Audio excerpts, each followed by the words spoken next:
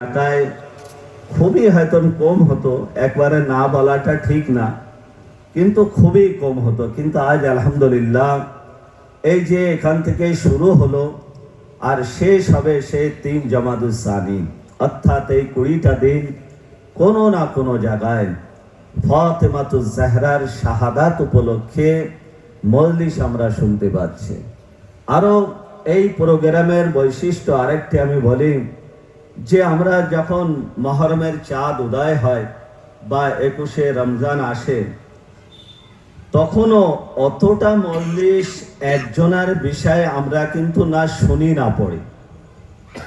মহরমের মজলিস অনেক শুনি, কিন্তু বিষয়বস্তুটা দেখা যাচ্ছে অনেক কিছু থাকে। বলেন তাই কিনা? ইমাম হোসেন আলাইহিস সালামের সম্পর্কে হয়তো খুবই কম মজলিস পড়া হয়, পুরো জীবনী হোক বা অন্যান্য দিকগুলো খুব কম তুলে ধরা হয়। ইমাম হোসেন আলাইহিস সালামের শোক কিন্তু বিভিন্ন মওযু, বিভিন্ন বিষয় নিয়ে আমরা আলোচনা করি। কিন্তু এই ফাতিমার বৈশিষ্ট্য হলো যে এই ধরো আজকে আমি পড়ে যাচ্ছি, কালকে শুনেছি লাইভ কম বেশি, বা আগামী দিনেও শুনবো, কিন্তু প্রত্যেকে ফাতেমাতুজ জাহরা সম্পর্কে আলোচনা করে। একটু ভাবে, বলেন তাই কিনা? যে ফাতেমাতুজ জাহরা সম্পর্কে আমরা প্রত্যেকে চেষ্টা করি যে কিছু আলোচনা।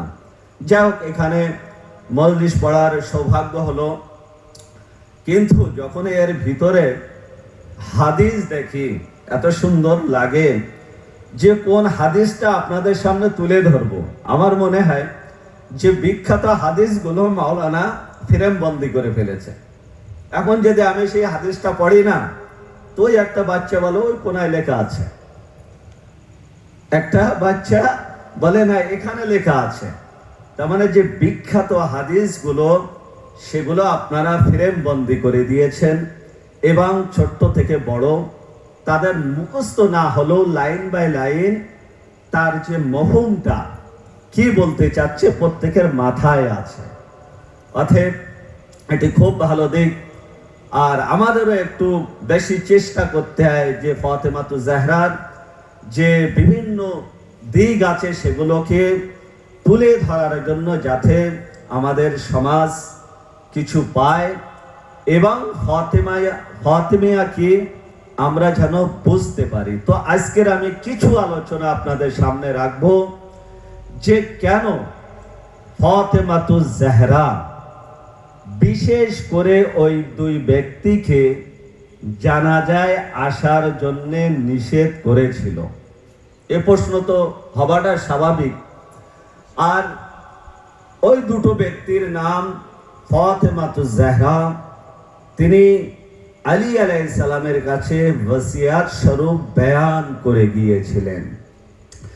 তো এটা কি মনে হয় না যে রাহমাতুল্লিল আলামিনের একমাত্র কন্যা?